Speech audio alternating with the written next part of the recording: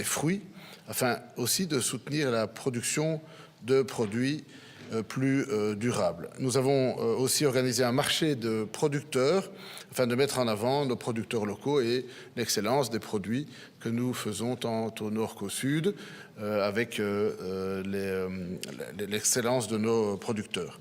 Nous souhaitions aussi montrer des solutions créées par des entreprises en Belgique parce que nous voulions mettre en avant l'innovation dans l'agriculture. Et c'est ainsi qu'on a pu notamment voir des méthodes qui permettent de résister de lutter contre la résistance aux antibiotiques ou de produire par exemple du poulet sans avoir recours aux antibiotiques, mais aussi la mise en avant des biopesticides qui sont des sources innovantes de solutions pour le futur.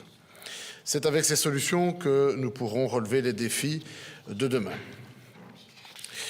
Alors avant notre réunion de ce matin avec le commissaire, mais aussi avec le collègue Jo Bruns et le collègue Willy Boursu, nous avons rencontré les agriculteurs qui avaient souhaité pouvoir nous rencontrer pour leur faire part, qu'ils souhaitaient nous faire part de leurs difficultés, notamment dans le cadre de la situation actuelle.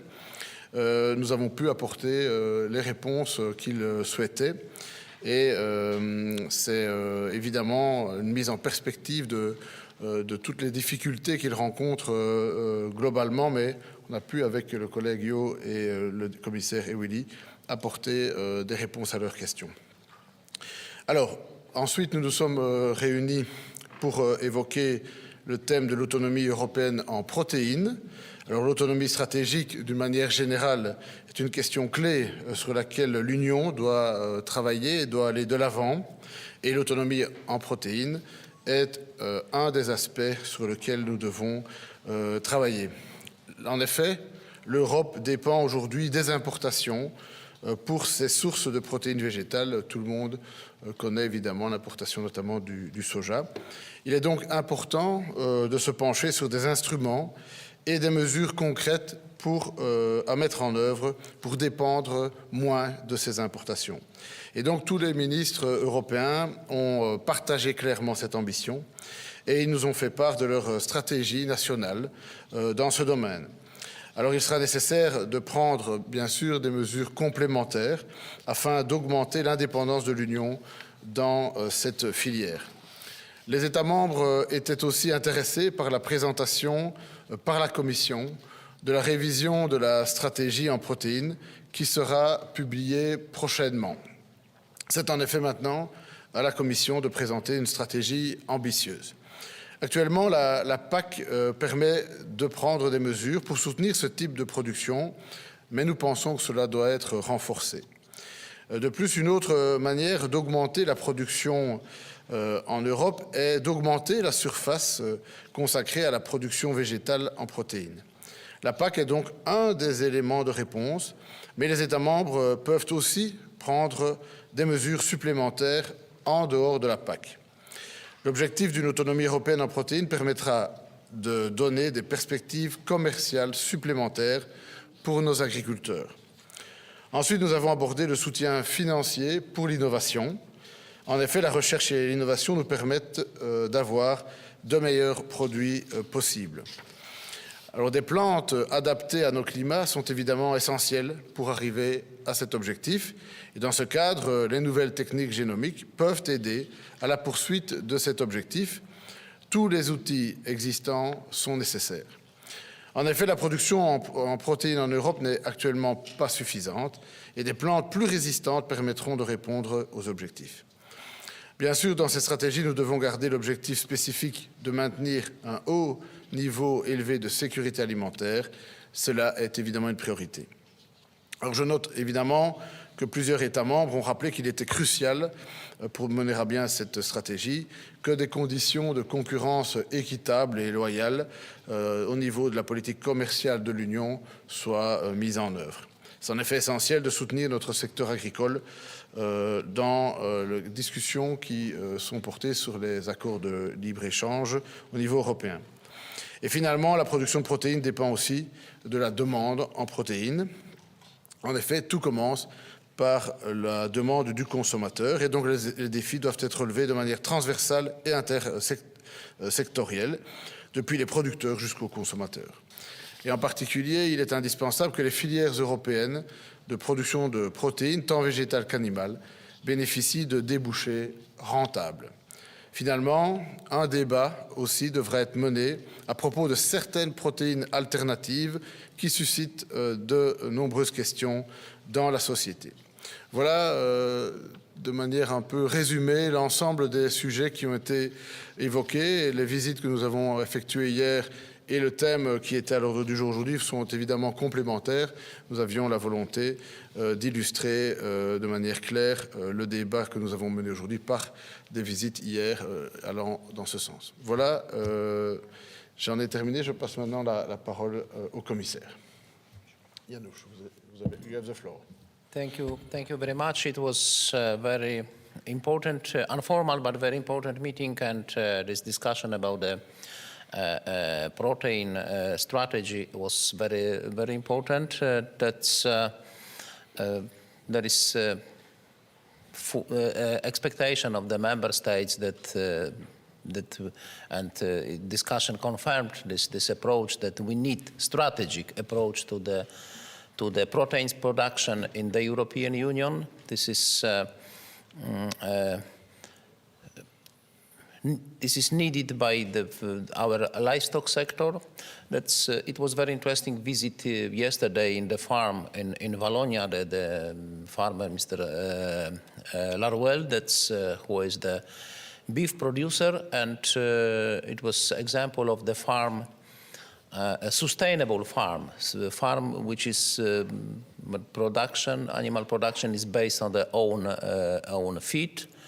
And local feed, but this is we need the complementary that's this strategic approach to the protein production, because we have not enough proteins. That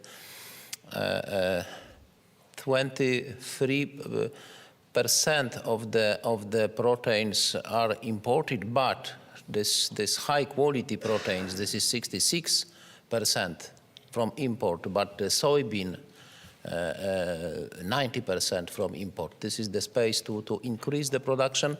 Now there is a priority for the proteins production in the current common agricultural policy. We have the couple support for this production. We have we use the eco schemes for increasing of the protein production in the European Union, but we have to do more. And in the future common agricultural policy, it should be the priority. It should be the center of this next common agricultural policy. This is the common expectation of the member states, and I fully share this opinion, this vision of the future agricultural policy. I'd like to thank David for organizing this meeting with the farmers, representatives of the protesting farmers. It was the opportunity to present, for me, to present this proposals of simplification, the common agricultural policy, especially the conditionality requirements, GAEX 8, 7, and 6. First of all, the GAEX 8, exclusion 4% from the production, which was one of the main reasons of the farmers' protests. We proposed to change this GAEX, and it will be not mandatory exclusion 4% of land from the production, but it will be voluntary eco scheme. The farmers received very well this change, this proposal. Also the change in the GAEX 7, crop rotation, which can be this alternative crop diversification proposed to the farmers, and more flexibility for GAEX 6, soil cover in sensitive periods. Of course, there are not all the problems which are the reasons of the farmers' protest, but in this part of the problems, which is the conditionality and the farmers' feeling that this policy was proposed in the CAP reform was too much restrictive. Now our proposals are well received by the farmers' representatives in European farmers and also the Belgian farmers who participated in this meeting. We discussed also about the questions with import from Ukraine. This is also the sensitive issue. At the beginning, it was the main problem in the countries, frontline countries. Now there is a problem everywhere in Europe. This is very important to this last initiative. I suggested this decision, but it was also announced by the European Council, by the leaders in the last European Council, to prolong this state aid system for the farmers affected by the consequences of the war in Ukraine, Russian aggression against Ukraine. This is very important because decision to prolong autonomous trade measures. Now, our farmers are unfortunately losers of this liberalization of trade with Ukraine. I like to remind that for the whole economy, this liberalization is good because European Union export, total export to Ukraine in last year, 2023, was 39 billion euro, the value of this export. Import 23, which means the surplus for the whole economy is 16 billion euro. But in agriculture is different. That's our export 3 billion euro, our import 11.5. It shows that our farmers, they pay the costs of this liberalization, and we have to continue this this framework for the state aid, which was used in the past. 10 billion euro member states spent for the state aid for the farmers affected by the consequences of this war, and it should be continued. We discussed today with the farmers about this issue. Thank you again. Very important, very well organized meeting. Thank you, David. Thank you very much, Mr. Commissioner, Mr. Minister. I will now open the floor for the Q&A session. If I may ask you to limit yourself to one question, and if time allows, we will then have a second round of questions. So please raise your hand, and my colleagues will come with the microphone. Yes, there maybe we can start. Or you, yes? Hi, Arthur Bamas for Context. Thank you very much for this press conference. I have a question for both the Presidency and the Commissioner. Could you tell us what is your opinion on the new agreement on the prolongation of the autonomous trade measures with Ukraine? Thank you. Thank you very much. La présidence belge a travaillé d'arrache-pied pour essayer de trouver un accord sur les ATM. C'était évidemment un équilibre assez difficile à trouver entre les intérêts qui ne sont pas toujours convergents. Je pense que la solution qui est maintenant acceptée en tout cas qui est décidée par le trilogue, est un bon équilibre puisqu'elle permet à la fois de mettre des mesures pour limiter dans une série de produits, vous les connaissez, on a élargi la liste encore récemment pour mettre des limitations, mais aussi pour maintenir une solidarité avec l'Ukraine qui est quand même nécessaire. Et il y a des mécanismes qui seront aussi mis en place par la Commission pour, en cas de dépassement et d'urgence. Il faut aussi voir cela de manière plus globale avec les mesures de sanctions qui sont prises, enfin en tout cas pas des mesures de sanctions, mais les augmentations importantes de frais de douane qui sont mises sur les importations russes, qui sont évidemment à mettre en parallèle, puisque ça fait partie du package de décision. Donc je pense que maintenant, l'accord qui a été hier trouvé au niveau du trilogue est un bon équilibre. Thank you very much. Mr. Commissioner, would you like to add something?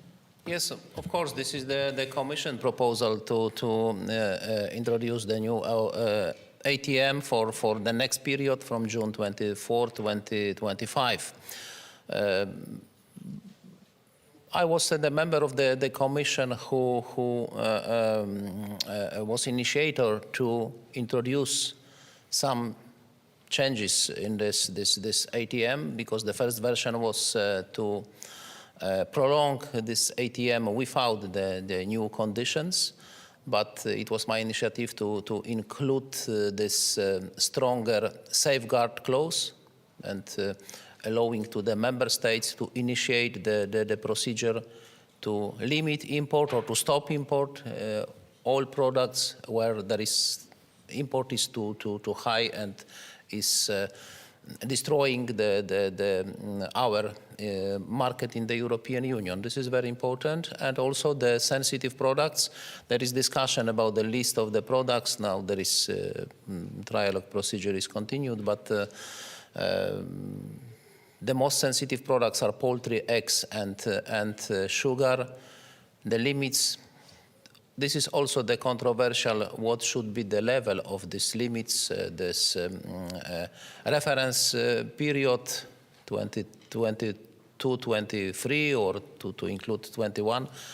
My proposal was to include 21, no, but the Commission position is known, 22-23. Now there is some changes in the trialogue negotiation to include the half of 2021. No, we'll see. I'm not directly responsible for the negotiation. For me, the most important now is to, as I said before, if we prolong this ATM measures, that the autonomous trade measures, we absolutely should also prolong the state aid system, because without the state aid, our farmers will be much more losers of this situation than they are now. I once again remain 16 billion euro surplus for whole European Union economy and 8.5 billion euro deficit for the agri-food sector, for the agri-food trade. This is justification of the farmers' request to be supported by the state aid system. Thank you. Thank you very much, Mr. Commissioner. We have one question over there. Yes, please. Thank you. Chris Litton of AgriFacts. It's a question for the Minister and the Commissioner, I think. It's just that people keep saying, or people keep telling us that we're going to have a communication on the future CAP before the end of the Belgian presidency. Is that going to happen? And if so, when? J'espère que l'on pourra en effet communiquer sur la nouvelle PAC après la réforme, mais pour le moment, le travail a été fait au niveau de la Commission et au niveau du Conseil. Nous avons très rapidement travaillé pour apporter une série de modifications quand même assez importantes sur la PAC. Maintenant, le travail doit se faire au niveau du Parlement. Il y a encore des étapes qui doivent avoir lieu courant le mois d'avril. J'espère que le Parlement pourra rapidement prendre les décisions qui s'imposent de telle sorte à ce que fin du mois d'avril, on ait les décisions fermes et définitives au niveau des trois entités européennes. Après, il restera encore à chaque État, et en Belgique, les deux régions devront encore implémenter au sein de leur propre système interne les décisions qui ont été prises. Donc en Belgique, il faudra par exemple qu'au niveau wallon et flamand, il y ait encore une mise en œuvre de ces réformes avant le 9 juin. Donc c'est une course qui est engagée pour pouvoir définitivement conclure cette nouvelle PAC avant le 9 juin. Mais en tout cas, moi, je tiens à dire qu'on a pu, en même pas 2 mois, avec le commissaire et avec l'ensemble des collègues autour de la table du Conseil, réorienter de manière assez importante la PAC dans le sens souhaité par les agriculteurs. Et en tout cas, je trouve que c'est un travail qui mérite d'être vraiment souligné. Et j'espère qu'évidemment le Parlement pourra conclure rapidement le travail. Donc je crois que j'ai l'impression qu'il c'est possible qu'avant la fin du mois d'avril, le texte soit voté au Parlement si l'urgence est obtenue, si mes informations sont exactes. Merci beaucoup, Monsieur le Ministre. Mr. Commissioner.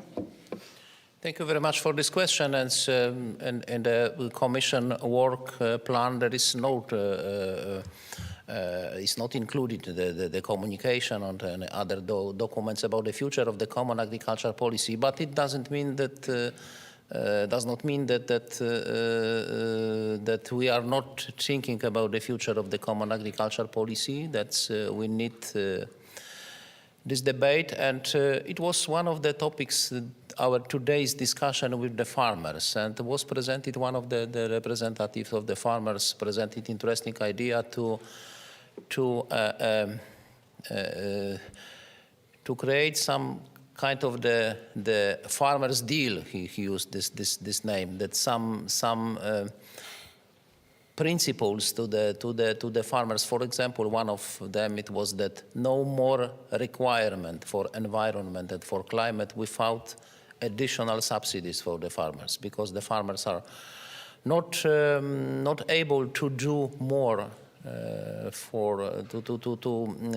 receive more obligations, to do more for climate environment, having not enough the money. There was discussion about also the crisis reserve, and we need more support for the farmers in the crisis situation. This is farmers' expectation to know what will be the future the policy on this topic.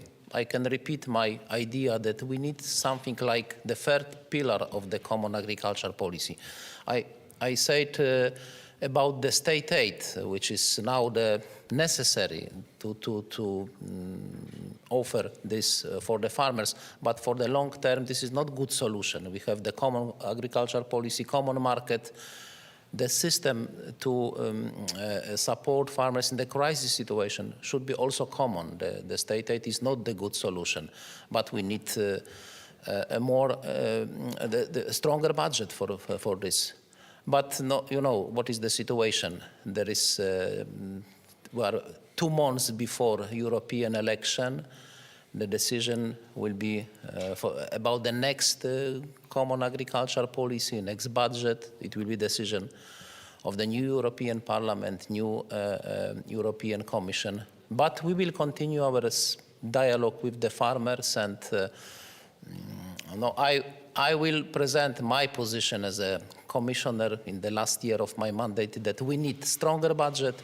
We need stronger instrument to support farmers in the crisis situation. And this is, I can repeat my idea to 4S principle for the future agriculture policy: security, stability, sustainability, and solidarity. And food security as a priority for the future agricultural policy. Everything which we propose, legislative proposals, initiatives, the programs, policy programs, we should take into account the consequences for the food security. Now we are secure in the European Union. There is no risk for the food security in the short term. There is very positive results of our agri-food trade in last year, 2023. 70 billion euro surplus. It's a good result, but there are some also reason for the concerns. Generational renewal, lack of generational renewal, that is one of the reason that we should to think about the future of agriculture. Stability for the farmers, sustainability development, this kind of farming like we could see in Wallonia.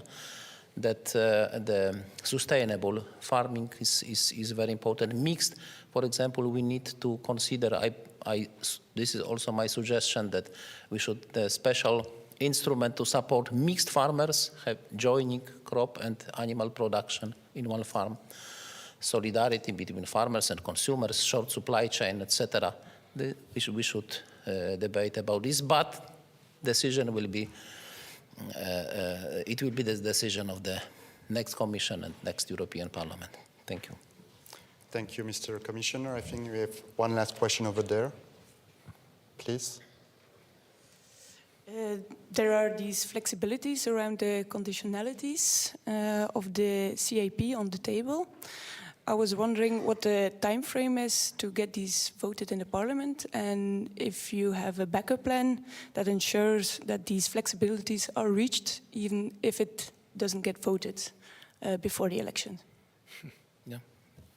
Thank you. Okay, I can answer for this question because this is we need the decision of the co-legislator. There is Council supporting the Commission proposal, but we are waiting for the decision of the European Parliament in the last session in this term, which will be in the last week of the April. Probably it will be adopted, I hope, because there are declarations of the majority of the political group to support this package, which means that probably just after this session in May, it will be officially published in the official journal.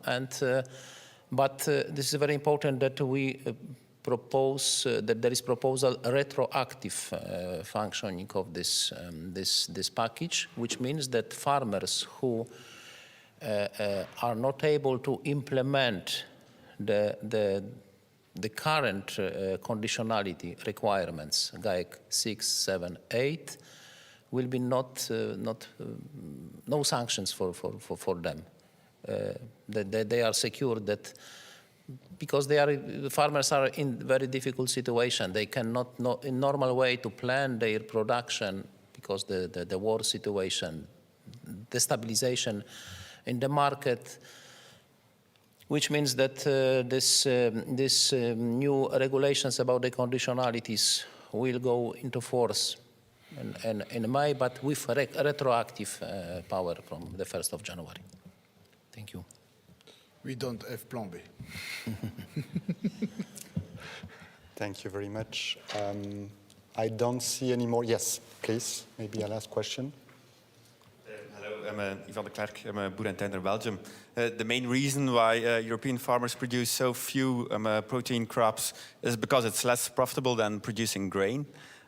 So if Europe wants to produce more of its own vegetable protein, the production will have to be more profitable for the farmers. So with the current yields, more budget, more means will be needed. Is it realistic that the cap means would increase the coming cap? Or, well, it would be this or less money for other objectives within the cap, I suppose? Okay. Yes. The CAP should increase the production from level of the 4 million to the 7 million tons, but we need more and more incentive. Of course, there is. We should to consider the support, the couple support. This is 3%. It is not enough. The distribution of the direct payment should be reconsidered and to strengthen the financial incentives for the farmers. We have the space to increase protein crops production because, fortunately, we have no risk for the food security like in the cereals production. We have the surplus safe, and we can restructurize our production, maybe a little less cereals, more proteins. Is the space for improvement. Thank you. Thank you. Monsieur le ministre, vous voulez ajouter quelque chose? En fait, la réponse était dans la question, puisqu'en effet, pour le moment, produire des protéines n'est pas suffisamment rentable. Et c'est tout l'objet du débat, comment finalement pouvoir lutter contre les protéines importées qui sont moins chères. Est-ce qu'il faut soutenir financièrement via la CAP ou pas?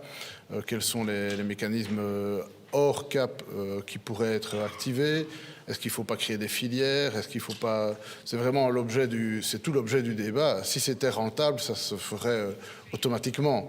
Et donc l'idée, c'est vraiment de se dire, pour lutter contre le fait que sur le plan du carbone, notamment importer des protéines n'a pas beaucoup de sens, comment faire pour qu'on produise nos protéines végétales notamment localement?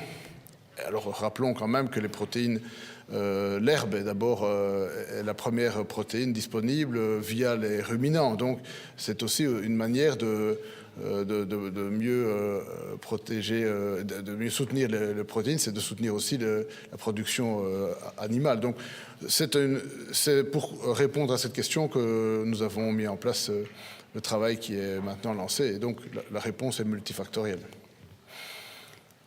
Merci beaucoup, Monsieur le Ministre.